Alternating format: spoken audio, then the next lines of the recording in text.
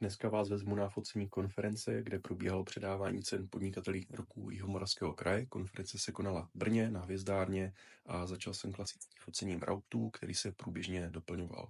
Pak jsem pokračoval focením reklamních prvků a propagačních materiálů firm, které se akce účastnily. Tady vidíte třeba ukázku investičních slídků a mincí.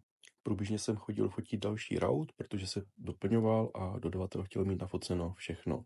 Fotil jsem také víno, které bylo od sponzora této akce, a pak už jsem se pustil v podstatě na focení přicházejících hostů, kteří se začali shromažďovat ve vestibulu a mluvili spolu, diskutovali, takže jsem fotil i networking, aby byly nějaký momentky z téhle akce. Pak jsem měl chvilku na focení cen, které ocenění dostali v zákulisí, a pak už jsem se pustil na focení konference, kde jsem fotil nejdřív sál, hosty, moderátora a pak probíhalo předávání cen, což bylo poměrně hektické, takže už jsem video nestíhal natáčet.